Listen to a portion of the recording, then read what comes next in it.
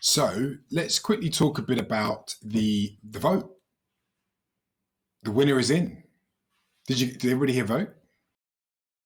Oh yeah. Oh yeah. Yes. I know Fabs knows the result here, but does anybody else know the result? Yep. It's beer DAO, right? No, we decided that actually Bill DAO can't win, so we gave it to the next DAO. Sorry. We're not really a DAO, we're more of a dictatorship. I won. Yes, congratulations. Well done, sir. Great. First off, I paid for the website, and Massa paid for the Ethereum address. So I guess that gets paid off. And with the other stuff, we're not really certain. He's on holiday, so I have trouble reaching him. But we'll figure something out. Maybe put that to a vote, like it's a DAO. So someone has a suggestion, we should use it. Jokes aside, there is an argument from the data that BeerDAO did not win. Oh, really? Yes. I don't know if you want me to share all the findings. Yeah, this is a great time to do it. Okay, I'm going to share my screen then so you guys can see. Who won then? Ooh, Beer DAO. Contentious. Is that Let because me know of if you guys can see my screen. Yeah, we can. Is that because of the big vote from... Which one was that?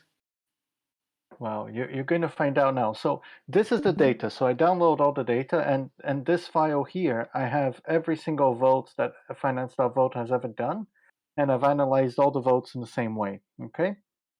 So the first thing that we look at is how did people vote, and what are the different metrics that we can use to vote. So on this table, I have a summary of all the different ways of voting and all the different ways that we can rank them. So here are the different DAOs, DAO options. And if I order them by the order that they were in the survey, this is what they look like. Now, we can look at the number of IDs that voted on each option, the number of actual wallets, the number of points assigned, the square of these points, because oftentimes if you have a ton of people voting one, say 10 people voting one versus a 10, they are equated. But if you do the square, it looks different. You can then look at average scores per wallet, and you can do an average of IDs versus wallets, so you can look at if anyone attacked the vote, for example. Okay, I'm still developing these metrics here, but this gives us a good idea. So on the website, normally what we showcase is this value here. And in here, BeerDAO has the lead. And if you look at, if we square the value, that has the lead also. But when we look at average scores, no longer so. If we look at number of IDs voting for it, no longer. So there could be an argument, depending on the metric we decide to choose, that BeerDAO did not win. This is very interesting, and I have no idea what this means. I'm working with Lizzle to produce a good report on this, but it probably has to do because of the huge amount of one person voting for it. We can dig deeper. So what I do is I look at this as an overall dashboard, right? Just so I can get an understanding of where these votes going, how does it work. But I can tell you that the most number we count, at least from everything I've seen, of influence counts number of people as number of wallets. So you say one person is one wallet. That's a fair assumption. And in that ranking, BeerDAO had the most people voting for it. Okay, even though they didn't assign more points to it than average. Okay, and if you look here, the FUD that came second had less people, but these people were putting in more points into that. So in a sense, you can say that they feel more strongly about their idea than the people voting for BeerDAO. And that's why I say there could be an argument for saying that Beer didn't win. So far, so good? Oh, yeah. So other things that we can draw upon. So one of the things that I like to do is look at this little yellow table. 32 wallets voted. They had 163 IDs. They used 99% of their total voice votes. I don't know how to call them. I've just been calling them voice votes. And interestingly, there were, I don't know what the network codes mean. I think one is Ethereum and 56 is BSC, but who knows? but this is the sort of difference between them. And this explains this sort of odd number here from this wallet, because they actually had 11 IDs, but they were spread between the two different networks, a bit funny. And there was one person that had 50 IDs. So they had way more voting power than everybody else. Okay. Yeah, that 50 IDs is from the testing with Sybil attack in the previous one, like, right? I think it's the same person. I can Yeah. check if it is the same person. Yeah, it probably is, because he had 100. He had 50 ETH and 50 Binance Smart Chain votes. Yes, yeah, it's the same person. So if it's easy to check, given all the data that I have here, all of these details. But on this specific vote, he didn't seem to want to vote anything untoward. I am assuming that his first ID, I can check what his IDs are, but this is the person that voted with most points, 5,000, which is quite a lot of votes compared to other people could have had. Most people have like 100. Exactly, and you can see here at the top is the actual votes cast. So somebody did 60 points onto one option, and they had a lot of votes, so they did another 22 for two different options, and then they did another 111 and 210s. They had a lot of votes, and this guy here has the 5,000 points. So you can see how if he really wanted to rig the system, it would be possible. And we can also check if he did or not. We know what's happened there, though, right? Like we've talked about this a few times now, where the base price for the ID has essentially gone to zero. So you're only paying gas fees for the ID. Yeah. Because we haven't been pumping the project, i.e., get as many people to sign up as possible. We've been in building mode instead. That means people could have accumulated IDs like this. Loads of IDs. Yeah. Absolutely. In normal service, when basically 3 months' time when we relaunch, we're going to have to. So there's two things to play here. So in normal service, this won't be the thing because the IDs will be continuously being bid on. So the price won't be base; it will be whatever in FVT. And then secondly, we're going to need to think about what we're going to do with these original IDs. So I think it's going to be something where these IDs aren't going to be. We're going to have to do something with them. We can't allow that to transfer into the new system. Yeah. Absolutely. Yeah, that's and most logical. It's very clear the impact that this has. I'm sure there's going to be proposals as to what we do with it, but it's very interesting. One of the things that was very important for me is, can I pick out on the data these anomalies? And I can. So I feel very confident that it's easy to see if this is happening or not. But this is I just found it interesting to see. And you can actually go and look at each wallet and see how they voted. So you can look at the wallets here and see where the points are, how are they voting, basically. And so I can tell that specific wallet that we had, which was 034, you can see here the points, and it was 11 points for question 11, 60 points for question 11 here, for example. So we can go back and say, if this is the case, then the answer 11 here should have an extra 60 points. What if we take that guy out? How does that change the vote? So if you take from 160 here, 60 come from one person. Does that change the vote at all or not? If I may. Versus. Sorry? For me, it's, you look, there's 22, 23 people voting. And then I have my 100 voice points. Yeah, so if you everyone had 32 wallets is the thing. Yeah. It's not IDs, yeah. Right, Go right. on, But sorry. the sense that you have like 32 people behind this. And then if everyone had 100 influence points, the total number of points means that my 100 points actually has a meaning. Now, when you have inflated wallets or people with many wallets with 5,000 points, then my vote starts becoming more meaningless, you know? Yeah. Yes and no, because that you got to remember that it's quadratic. So for him to pay, so can you do the math, Fabs, on how much it would have cost for him to spend the 160 points in what's his face bidder? So that's 25,000 points, vote points. And how much did he have? He had 5,000. So it's possible one of the things that I'd learned is that it's possible to distribute your votes in a way that the sort of theoretical maximum of 10 points for 100 actually is not true. You can get up to 20, is what I've seen, within your 100. Depending on how you distribute in the lower numbers, the squares of Yeah, ones and twos, yeah, you yeah. can get Squares of quite a ones and lot twos. more votes.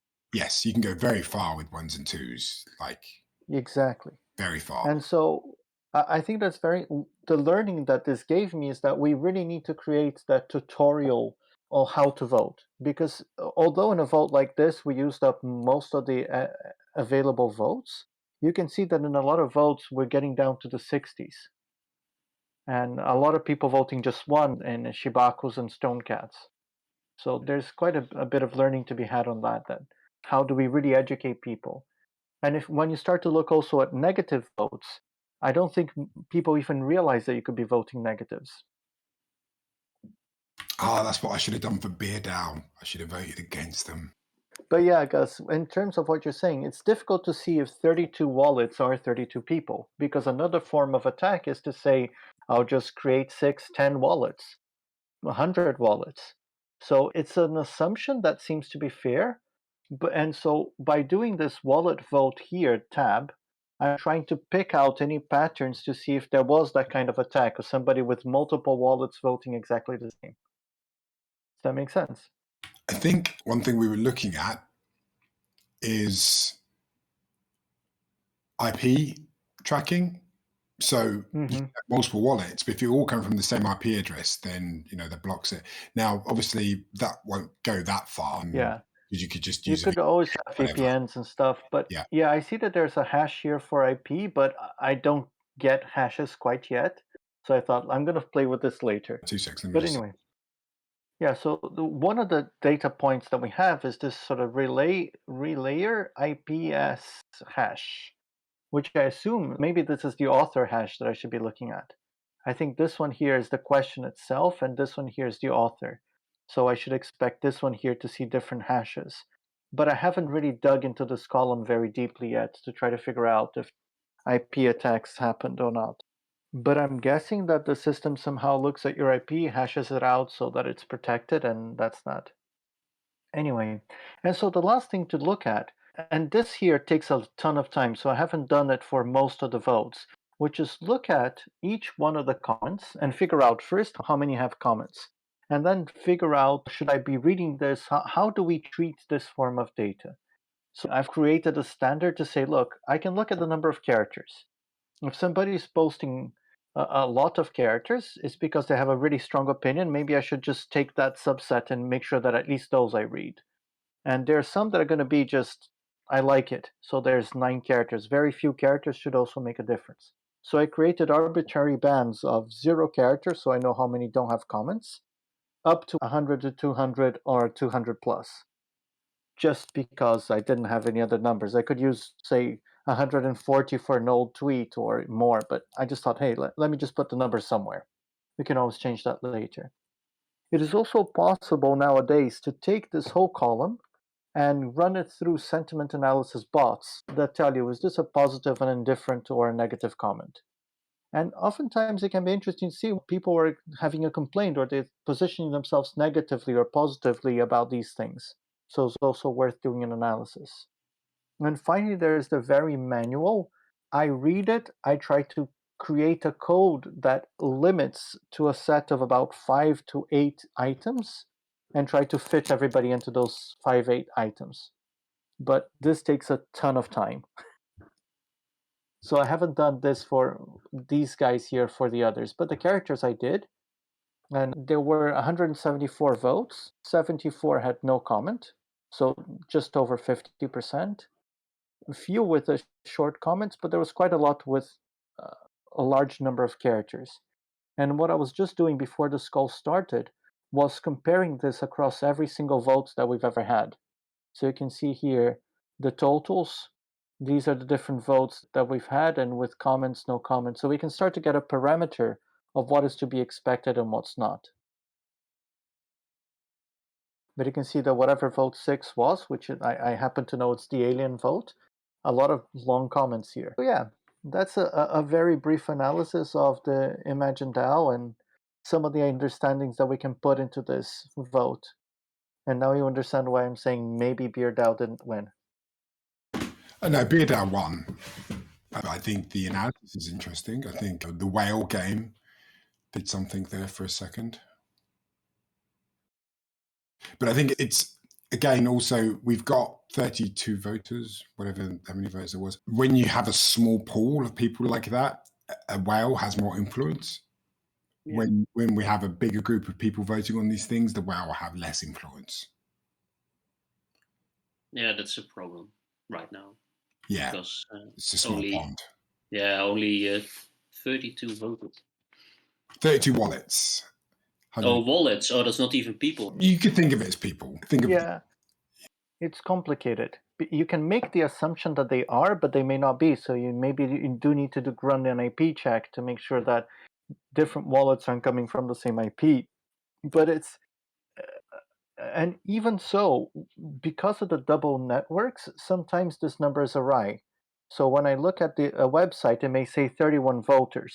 I was just going to double check that now. It says 34 voters actually, but maybe it's double counting because of the network. Or I found some differences between the JSON and the CSVs, and I'm still exploring that. And I probably need to have a good chat with UV to really understand what's going on. That sure is interesting what you did here. Are you also listening to Dream Theater? Right now? Yeah, I don't think so.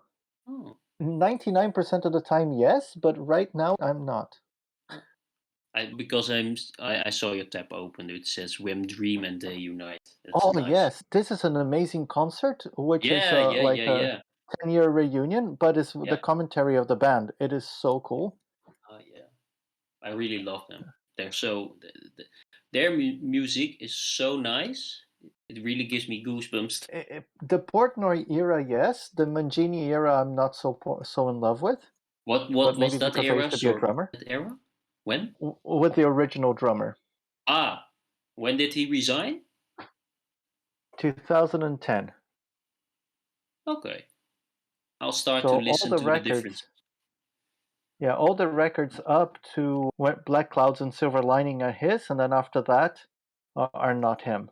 And for me, I turned off of them after the drummer left. But yeah. Any questions? Is there any other vote that you guys want to look at? Matt, is there another vote that you would be interested to look at this kind of analysis? I have every one of them. Yeah, do the Where the Aliens At vote, that never got done. Okay, so there was a problem with this vote. There was another attack. If you see here, there was I don't think it was an attack. I think an attack is probably the wrong way of thinking about it. It's just someone who has. But this wallet again did 50 votes, so it really compromised the integrity of the data. Yeah. But again, if you look at the answers, and this is where things I started to develop this ranking, and I started to look at some of the differences that it could create, because it felt like, hey, there's something strange here. But here there was only basically a small change at the bottom. But if you look at the average scores, that made quite a big difference. So whomever's first here, and I don't know what option 9 was, but you can see that it was third on the other ranking. And whilst the key option here was fourth. So there were some changes, and I was trying to understand how these changes worked. I don't know what the questions are. I need to go back and download the keys to watch which is which, but I haven't done that because I was just looking at numbers. It didn't matter to me which vote was which, right? There were negative votes on this, which also can cause some strangeness in the data and the totals, but that was the first thing that I looked at. In terms of IDs, I was also trying to figure out if there was issues with somebody having 50% of the votes. Well, here in the case, 45% of the votes. And that could make a difference in the total. So that's why I meant that kind of an attack, but maybe attack is a bad word to it. There was a challenge to the system, maybe. And you can see here how the different wallets voted. And also there was an issue of networks. And again, this was a really commented vote. People were really passionate about it. I think that this caused quite a stir in the community. I wasn't here yet, in the community, but it looks like it was a fun. Yeah, it was the first vote that I created for the community, and it was a good one. There was lots of conversation about it for ages. We had loads of calls and just general conversation about it. I think it was good. It was good. We'll do more like that. I've got more ideas. I've got like a whole, when I thought of this vote, I was like brainstorming, and it came up with, I've got like 30 good votes for us to do. And this one here is the the Shibaku first vote on what should we do with Shibaku minting. And I tried to create a graph here to illustrate how many people used their full allocation of votes, which is the longer bars, versus how many didn't. And you can see here the distance between the bars. You would love to see this graph pretty densely blue. Now, what this is telling me is that a lot of people don't understand how to use votes. The reason why this vote here is negative is, again, because of the person had an FVT and a Shibaku and they voted differently, so it causes that negative here.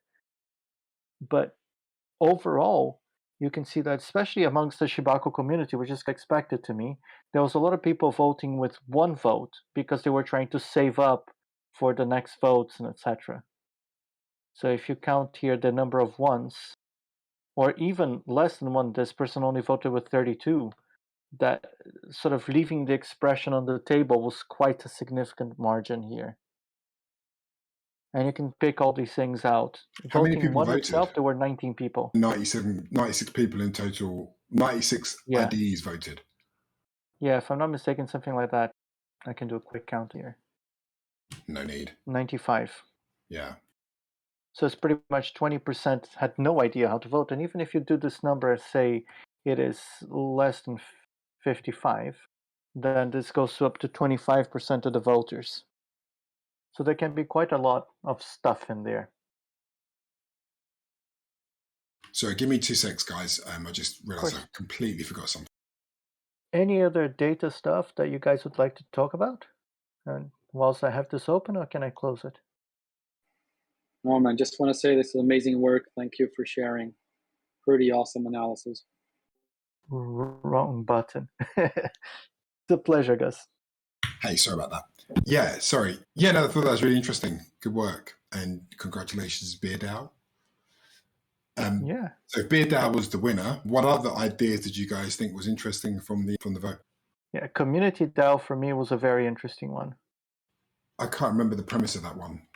I sort of remember reading it, but I can't remember the premise off my head. Let me find the link. 2 secs. Why did you like it? I think that being in a community is really interesting, but it's so hard to make it work. And for people to feel like they really belong in this community, they need to have a voice. And that's what I thought that idea really brought to light to me, of creating maybe a mishmash between reality and virtual that makes it work. Is this meta reality DAO or community DAO? A community, but I may have dreamed things on top of it and just took that as a launchpad to dream my own things. Okay, I'm going to drop it in the general chat again. Community DAO. There are a lot of small communities forming, looking to a more off-grid way of life or community-focused projects. I just spent 3 years in Portugal observing and participating to some extent. One of the huge challenges that is present is the struggle with decision-making and a framework for voting. These projects include things like creating non-traditional school, creating co-ops, creating community initiatives, with a lot of debate on what they should focus on next. Even though people mean once a project starts working, then many people want to use that project with their personal agendas. The decision-making and voting is very unclear, which ends up killing the projects. These tools can really give these new initiatives a greater chance to survive and thrive. Is that the one you meant? But I think, did you think of it more as a virtual community than an actual real community? I was thinking that it could be bridging the gap between, let's say, these guys that bought a large property in the middle of Spain somewhere and are creating their own community, and the virtual world, and bringing those two things together. And like the author of this, I've seen tons of communities try to come in and just succumb to egos and infighting. Yeah, totally get it. Like I said, my friend's about to move to Costa Rica to go and live in a community, and he's bought some land and they're going to build, and And I said the same thing to him the other day. I was like, how are you going to decide on what gets done? And I was like, oh, we'll vote on it. And I was like, whoa, it's going to get messy. And there's going to be politics when people know what people have voted for. And if you didn't vote a certain way and people expected you to vote a certain way because you should, how are you going to maintain anonymity within that? Because you're going to have someone in there that counts the votes. So someone's going to know. Someone knows where the skeletons are buried. And if it's someone, then it's a few people. Because if it's a husband and wife, then the wife knows or the husband knows, and if they know, then the kids are going to overhear, and just good luck with that. So I've already got them a bit set up in mindset with the DAO in mind. I think he needs to go there and get burnt, probably because he's not ready to take the leap yet. He's not sure about this crypto thing, but that's fine. He'll go and get burnt, and then we can have another chat, probably. Yeah, I think you need to have an experience of getting burned to really see how that works. I think so. I think people have this real negative view on what crypto is and what it can do. And if you bought Bitcoin at the top and then you sold it all at the bottom, you're pretty angry about crypto. And that's happened here in this instance. So for him, that's all he can think of when I'm talking to him about DAOs and all this stuff. He's like, wow, yeah, crypto. But yeah, he'll learn either the hard way or the easy way. I hope the easy way, but 9 times out of 10, we learn the hard way. Isn't the idea, though, that you'll be able to run the influence without having to be on chain, so that you're not really risking losing money here if you're using the quadratic voting on influence with your community? Yeah, that's what I'm saying. Totally. Yeah, that's what I'm saying. But they're not ready for that. They need to like go do like traditional voting with a piece of paper or raising your hand or something, and deal with the pain that's going to come with that. They're not ready for influence yet. They are. They just don't know it yet. Well, yeah, exactly. Which means they're not ready. It's like they are ready for it, but they need to experience the pain of whatever they're going to go through to realize that now is the time. No point waiting. We'll see then. Maybe I'm wrong. Hope I'm wrong. I liked quite a few. Like I started voting once, and then I stopped, and then I went back to reading and rereading. A couple, I'm not really sure still what they're meant to do, so I didn't vote for them because I didn't understand. But more to your question, I really like the stuff with 12 steps, and that's partially because this semester in psychology, I did a very huge presentation on addiction. So I guess this theme is dear to me, and I've seen the struggles. But in terms of when I think of where we're as a community, we should like focus our energy.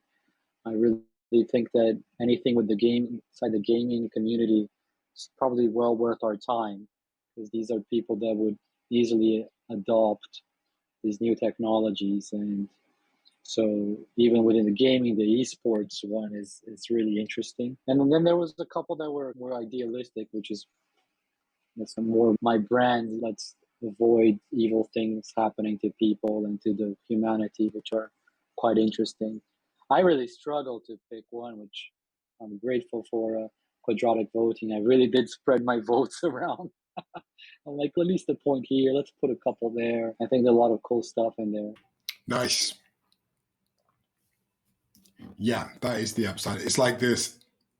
You have to think your way through the risk reward ratio of it's like investing in crypto. You can go, I'm going to just buy $10 of that, $10 of this, $10 of that. You probably won't lose all your money. A couple will do okay, some will do really badly, one might moon. It's the same kind of thinking here, right? The more you distribute your votes, the more diluted your power becomes essentially. But at the same time, that means that you're able to like in a nuanced way signal what you're actually thinking.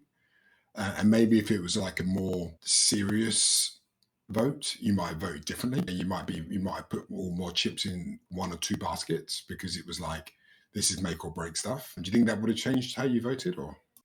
Yeah, well, the first thing that I think I've learned is to actually wait. You know, I was quite happy to go out and vote early. I just didn't vote on the first day because I actually needed to read more about the options. But if you're going to play the game, you might see that maybe an option that you don't like is winning. So I think then this is when you actually might use some negative votes towards an option. So I think waiting to see what the layout and how the movements of the voting is going is probably worthwhile. And then I think you're right. I didn't vote with the mindset of I want to win. I voted with a mindset of I want to put points in ideas that I think are interesting. But if we change that hat to I want to win, as in the sense that what I vote is actually the choice, then it's about playing the game, waiting out, and then probably maxing out your voting by negative voting towards the one that's competing with yours or you don't like, and putting 10 points in one, you put 5 in -5 or whatever. I'm not sure on the math, but pretty sure you can get more points out of negative voting the competitor idea who's almost there. But that's not the mindset I went to vote on. I wanted to, these ideas are worth it. And if everyone just distributes the points and the ideas they think are cool, we'll see a couple rise to the top, which is where the consensus is at. Yeah. It takes practice doing quadratic voting because it is a different mindset than a one vote, one win. So one vote per person or binary or whatever. It does take practice thinking about it. And yeah, there's a whole new set of game theoretic mechanics, which I don't think anybody understands yet, would make for an interesting, I don't know, master's or a doctorate or something. Maybe that's a doctorate in DAO game mechanics. I think that could be interesting. Like that. If I decide to go down the academic route for a few years, I might do a PhD in that. That could be very interesting. Because there is definitely, it's not the prisoner's dilemma. It's, I don't know, it's like the freed convict dilemma or something, if that makes any sense. I'm not sure what you mean by the It's kind of game theory to a new level. Yeah. So do you know the prisoner's dilemma, Gus? kind of arrested and they can either tell on each other or stay quiet, and the combination of these have different results in how they're penalized. And the best combination is for both of them to just be quiet. Right. Whereas, what we're doing here is so if that's normal kind of, if that's like your base level game theoretics, then there's like a whole new evolution on the game theoretics, which I don't think has been discovered yet. So that's why I was calling it like freed convict. So if you think of the prisoner's convict as in they've gone to jail or whatever, this is like the step after that. I don't know. It's just like a throwaway comment, but it's like trying to demonstrate that there's a new layer of game theoretics that we don't understand yet. I think it's about thinking also about the mentality, right? Is it about min-maxing, right? Is it about what does it mean to win? And then is winning getting your choice approved, or is winning figuring out what the consensus of what most people in that community want? A bit like Dr. Nick said in the talk yesterday, it's like it might have not been your choice, but it's the choice that the community wants, and you stand by that. So I think that this kind of individual min-maxer, I need to win, is maybe it's not the mentality that we want, or that is not exactly we want, but it's not a mentality that aligns itself with the DAO. I don't know if I'm not sure if that's the right framing. I get what you're saying, like from a principles perspective, like the principles of the DAO.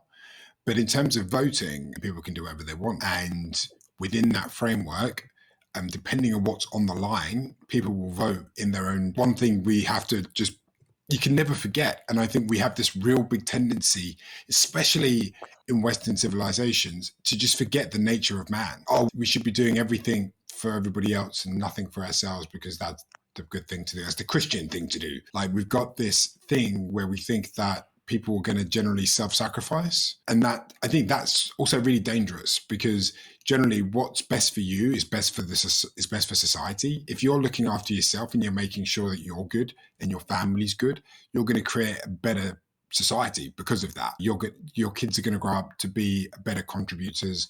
You're going to be a happier person. Everybody wins because you've made sure that you're in a good place. Whereas if you've sacrificed for yourself, you've sacrificed society, no one wins because you're not happy because life's not working out the way you wanted it to. Your kids aren't happy because you're a bit of a bell end towards them and treat them with contempt because they're just this thing that's dragging around your neck. So those effects all copy over into DAOs. All those things exist here as much as they do out there. Just because we're digital doesn't mean we're not human. And we have to remember DAOs are the human layer on top of the blockchain. So it's this, I think people can do whatever they want. If people decide to min-max, remember, quadratic voting means that, okay, in this instance, we've got like a bit of a skew system because we've got this distribution of the IDs, which isn't ideal. But when we figure the distribution out and we do a kickstart on this again, we're going to be in a far better position with distributed IDs, and there's not going to be these whale games going on. It won't matter if people min-max because of quadratic voting. Yeah, no, I hear you. I'm not sure that I fully agree with the logic you presented, but I understand where you're coming from. And I don't think I understand quadratic voting enough yet to understand why the min-maxers It won't be as squares. effective. It squares. So 1 vote costs you 1 point. Yeah. 2 votes cost you 2 points. 3 votes cost you 6 points. Exactly. So by the time you got your 100 points out, you blow your load pretty quickly. And not everyone's going to have the same agenda to min-max. So you may have an agenda to min-max or something, but not everybody else will.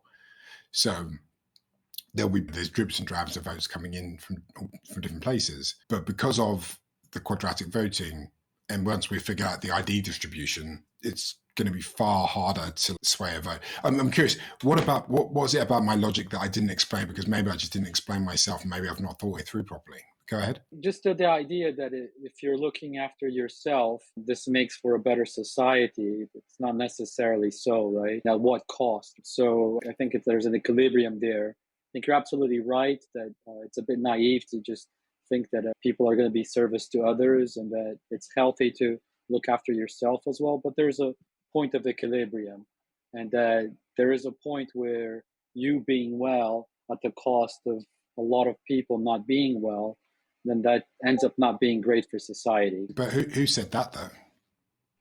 I never said that. You did though.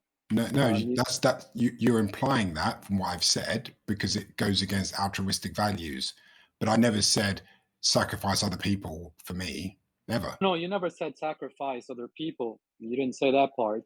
But when you start building this idea that what you do, if you look after yourself and your family, then this necessarily will contribute to a better society. I think, yes, it's true, but up to a point. And what we see is that a lot of people will continue to look after themselves no matter what the cost.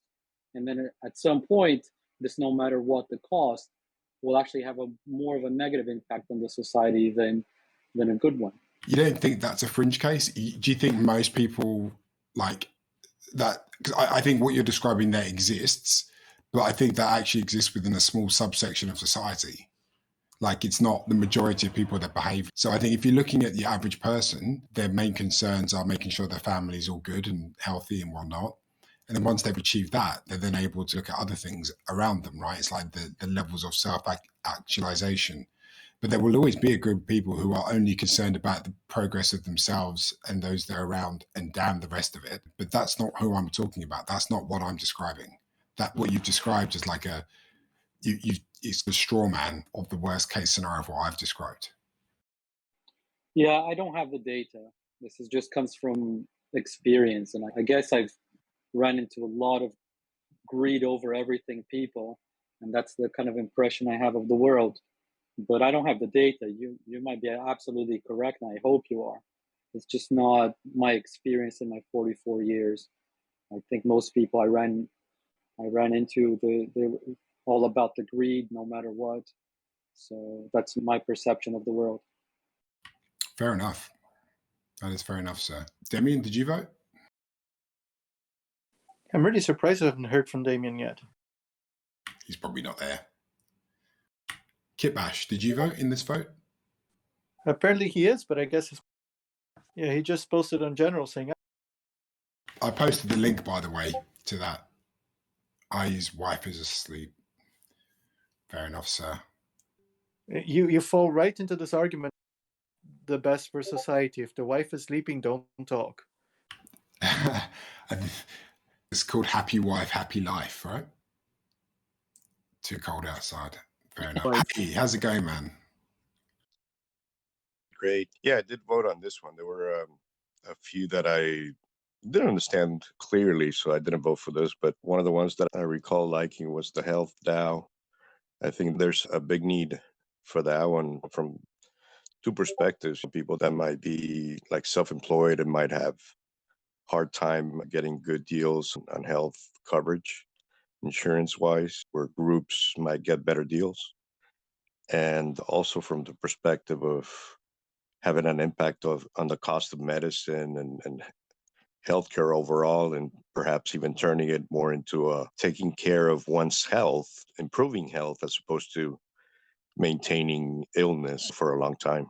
I suppose you're Texas, if I remember you saying? Yeah. Texas. Houston, cool. I suppose the American healthcare system, and not just the American, but a lot of them, they are more about, say, maintaining an illness rather than preventative healthcare. Is that what you mean?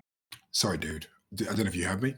No worries, Kibash. When you're ready, you can respond. So just reading Damien's message here, I got confused because I thought it was about designing DAO mechanics instead of DAO ideas. Yeah, I like all the ideas. Overall, I can't say where would a DAO wouldn't fit. Yeah, fair enough. What did you think was the most interesting, Damien? Speaking, can you hear me now? I can hear you now. Oh, Damien's typing, so I'm going to read his messages out as he types. But I can read Damien's in a second.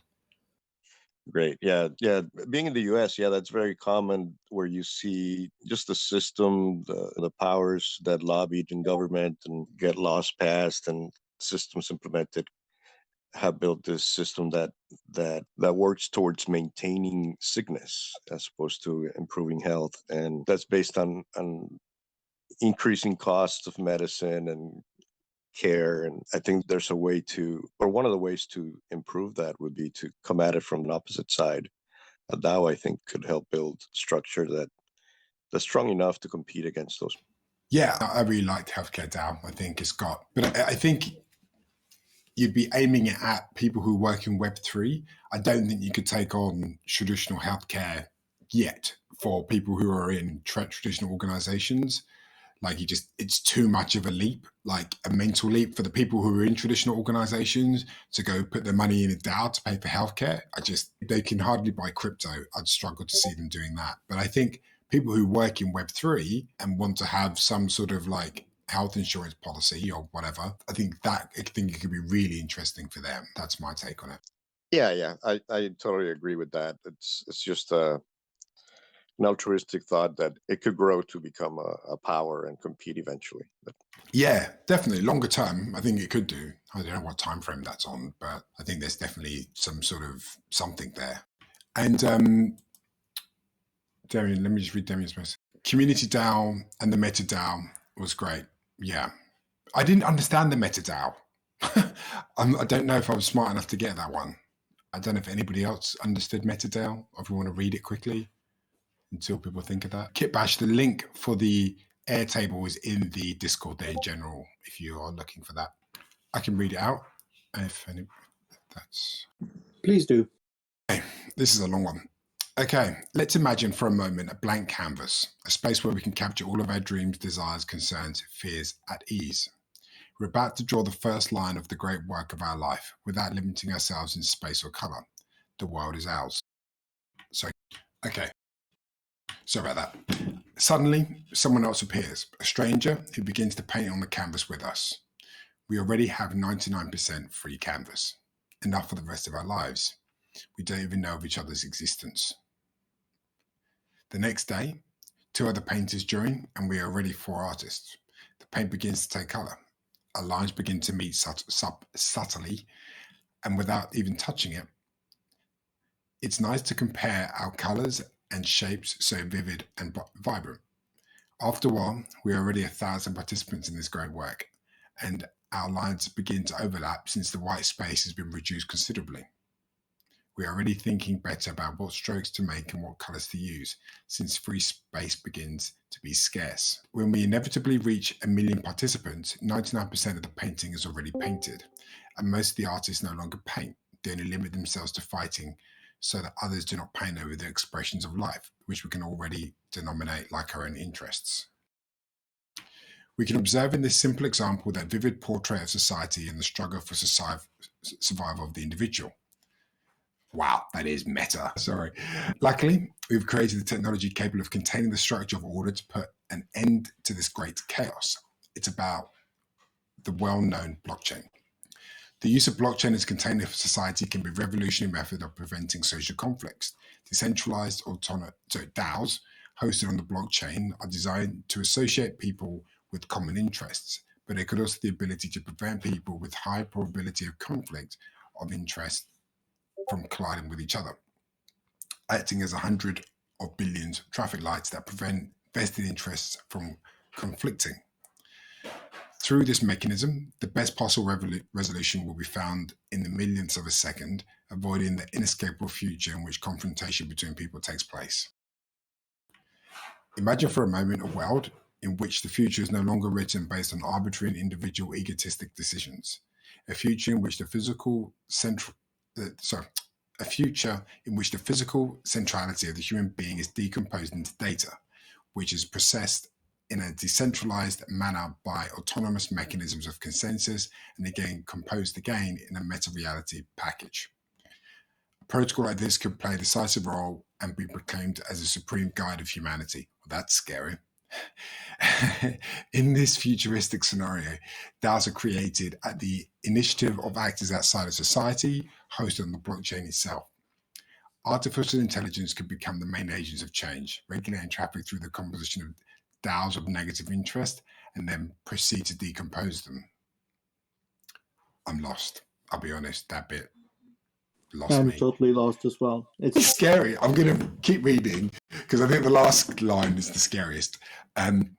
This whole process would take place at a dizzying pace. For this, they would generate huge amounts of highly detailed meta-reality packages, which would contain innumerable variants that humans are not able to calculate due to their natural cognitive limitations, the origin of all their conflicts. Oh, humans are dumb. That was it. We just made the AIs. That's all. Ordinary justice, as we know, it would be completely obsolete since it's a win-win game and is created in which all participants, decentralized pieces of the system, are led to their best possible destinations. In this way, humanity could fully develop those innate capacities that make it valuable for what we call life and carry out symbiosis with machines, both complementing each other to reach their maximum potential. ... Capital letters, after this, humanity will never be the same. Dun dun. Wow. Okay. So Mission between Matrix and Terminator. it was scary. I think starting off with the artist, it's like, oh, okay, there's a painting down. And then by the end, it's like extinction of humanity, merger of man and machine, AI take over the world now. But maybe I just misreading that and put some emphasis in the wrong places. I don't know. What did you guys think? Damon has some comments here. Yeah, this was one of the ones that I couldn't vote for it. I have no idea. Still don't know it's stuck. Yeah, I couldn't vote for it because it just sounds horrific and I didn't understand it. So it sounds horrific and I also don't understand it, which is really weird combination. Let's see what Damon.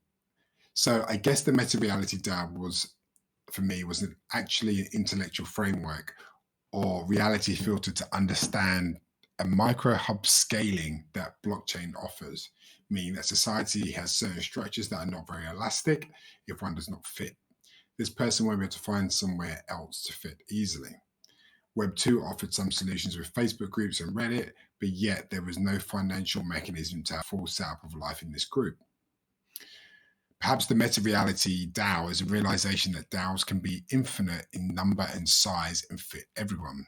Meaning if you don't like the structure, society structure in brackets, you can exit and find easily another one, while also having financial incentives.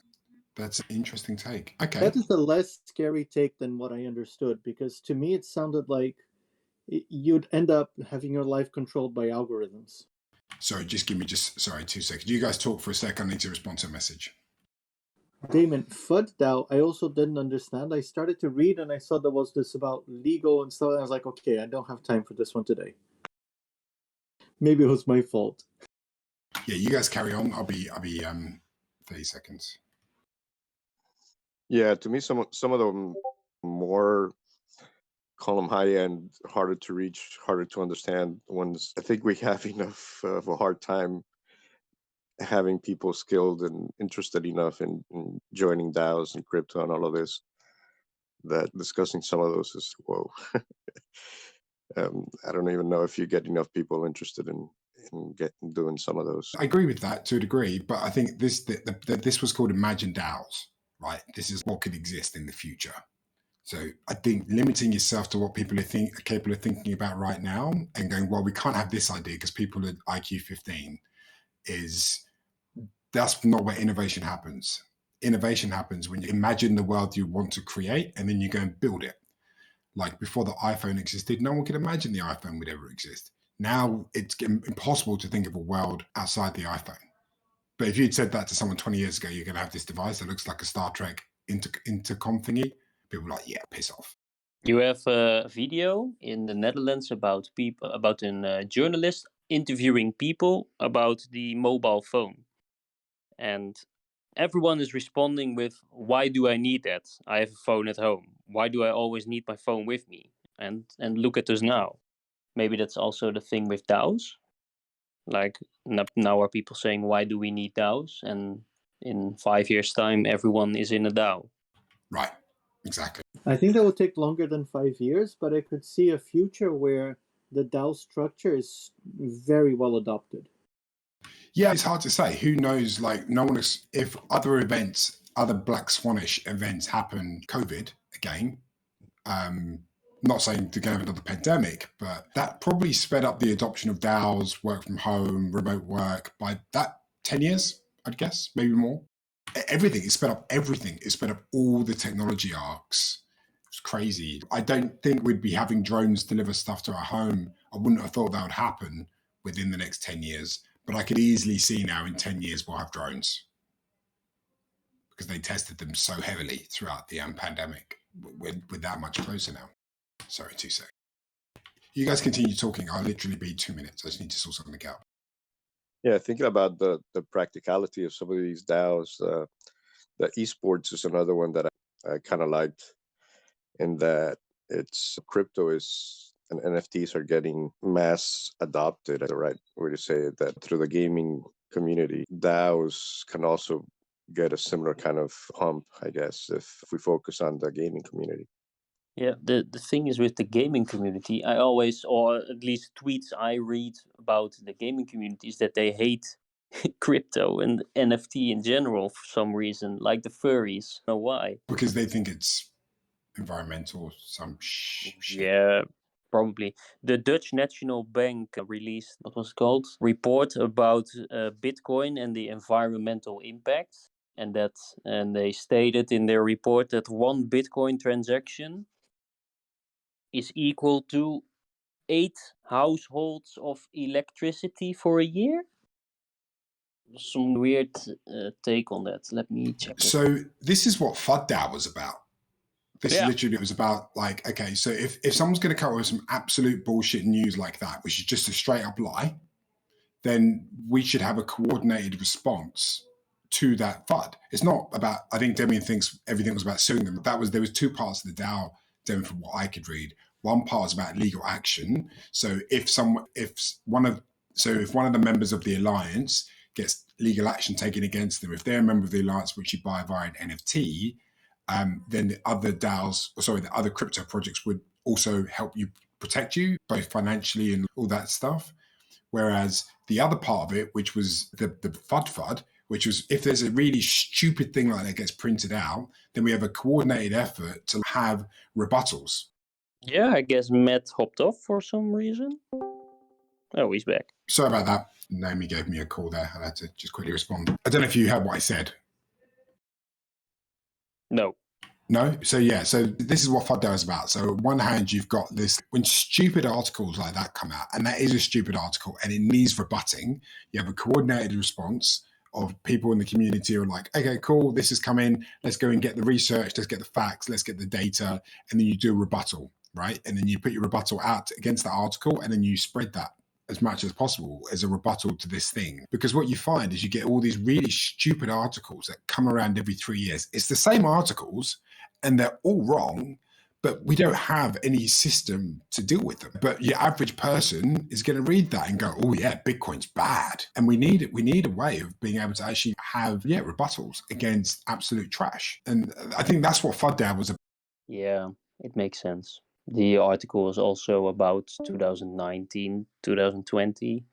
And I do recall that last year or the year before that, a lot of mining power was moved from China.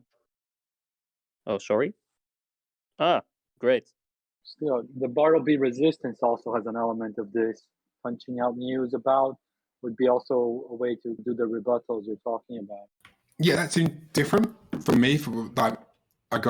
It was news, which is great, but it wasn't like targeted at destroying fake news. That's, I think, what FUD was about. It was like just destroy all fake news. What stands for? Fear, uncertainty, and doubt. It's like a crypto term. Yet legal battles usually don't end well to shape a public opinion, and unless you want to hurt somebody, they're usually not useful to making your point across. But that's my point. I think you've misread I think you've misunderstood something there, because from my reading, there were two parts of the DAO. So there was the legal DAO. So there was this legal FUD. And for example, so from my understanding, because I'm not going to reread it now because I just read the other one that's bloody long. Let's say there's a group of crypto projects, right, that all come together, they all buy an NFT. It costs them like $1 million each to buy this NFT, or 2 million, or 10 million, or whatever, X million. They buy this NFT. That means you're part of this group now. And as part of this group, you can act in a coordinated manner. If stupid things come up that someone libels you, for example, the group would work together to defend your libel action, for example. It's not about going out and taking action against other people. It's when action comes in towards you. That's when I read that one, a protocol or a person, but it could be a person within the protocol. But the protocol buys the NFT. So it's like legal insurance. Yeah, that's different about libeling, or But I mean, if we can read it again, but it's not. Every time I read it, it was more about when they come. So, for example, the proceeds of the treasury are then used in defense of the NFT holders when they come under legal attack. So it wasn't about going out and attacking anyone. It's about defending people when they come under attack. What we usually classify as FUD is not exactly an attack. It's usually an opinion, for example, an opinion article or a half-baked science article that anybody can say in the court that it was just for entertainment purposes. I think you need to, if you actually read the description, that will give you what you need to know. Forget the DAO name, it's just a name. FUD DAO, it's a catchy name or whatever. But if you actually read the description of what legal FUD is in this instance, what the DAO is talking about, I think it's really clear. Like I think you're right. Like FUD is an opinion. That's where the media FUD part came in. And that gain is NFT gated. Anyone can be an NFT holder. And within that, you debunk and comment on FUD from any area of the media against crypto. The links are in the thing. It's definitely worth having a reread of it. I feel like that was misunderstood. Yeah, kind of what I'm learning from this conversation is that maybe just having a vote is not enough. Maybe we should have a 5-minute, 10-minute chance for the proposer to explain it and be queried. Yeah. Maybe there's a lesson there. I think I wanted to do it this week, but because of the DApp stuff, it didn't get to happen. But that's okay. But I think this was a challenging one because there was lots to read there, and you had to actually take your time and read them. Otherwise, I think you could really misunderstand what people are talking about. And then some of them didn't make sense for me. I wonder if having like a bracket style, US style sports competition would have been a better way to do these votes. What do you mean? Do you know how the US that likes to do their sports? They do the first seed versus the 8th seed, and then they do like brackets, knock-off games until you have a final. Explain it in this context. You could pit two DAOs against each other in binary votes until you have sort of two leaders kind of idea. Randomly, I guess. There's no other way. Maybe this vote helps us to see them. So I reread the article, It has two parts, a legal and a coordination part. So the legal part is about giving advice on members. It doesn't specify if it's on the protocol or specifically on members about the legal tactics deployed against them. And the second part is about coordinating responses from against FUD news after passing them through a voting if they are FUD or not, how they respond on the FUD news with their own dissemination of message. Correct? Sounds about right. I need to reread it, but yeah. So it's probably a legal insurance fund and a coordination about how you respond as like a group against the news. For example, if something comes up on Twitter, how the rest of the profiles are going to respond with comments or statements. Okay. But you think this is more I think what I'm surprised about is you think that's more scary than the meta reality DAO. I think the meta reality DAO was terrifying. The scary part for me was the part about who decides what is FUD and why do you fight something that you consider pass through a vote as a FUD. That was the scary part. It was like, how do you decide if something is a FUD or not, or that you need to take action against it? You don't think voting is a good mechanic? Really? Consensus is always something that we imagine could be better, but what would happen if, for example, the conservatives in the US that stormed the Capitol had such a DAO? Would they vote about what was FUD about the presidential election or not correctly? I don't know if that analogy works. If they had $10 million and hire lawyers to stop the election of Biden and also Let's vote. keep it within the magic internet world. It's easier because I think trying to relate that to like the insurrection attempt, which is what it was, an attempt at insurrection, it doesn't really translate, I think. Just mentioning how groups that are organized can really cumulatively judge what something is correct information or not. I seriously doubt that after the events of the past 3 years. Well, I agree with you. Groups that can amass the funds, they can create this, but this can be said of the tobacco industry as well as any other group. And I think that the whole point of trying to find a better system of representation, which ultimately quadratic voting helps, is a path to solving that. The tobacco conglomerate surely has a lot of lawyers to support having tobacco legal and available even people. Yeah. And any group that comes together and decides to use the funds for something can have a big impact. Would you prefer that people didn't have that power? You'd prefer it to stay with the power of a government? I would prefer they wouldn't have the means to amass fortune and coordinate something against perhaps something that they would consider as FUD.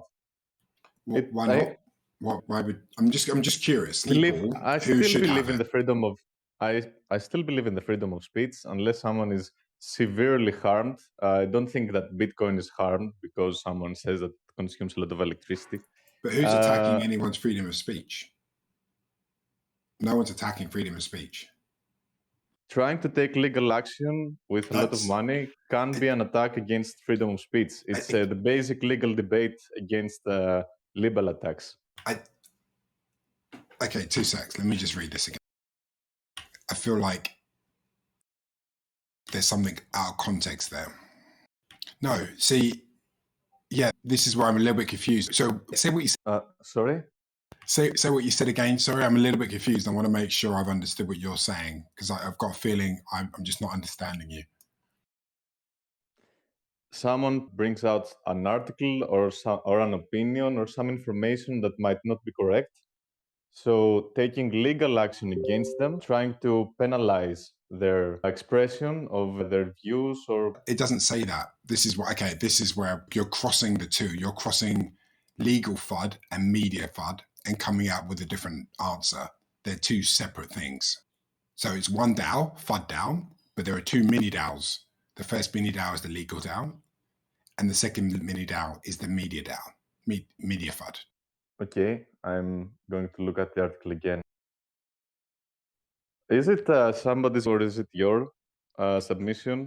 No, I'm just curious because I thought it was really an inventive system, and I'm always, what's the word I'm searching for?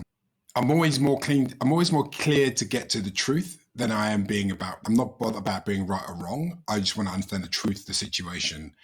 And I just feel like the argument that you put forward is a straw man on combining the two and then getting an answer out that fits the thinking that you had around.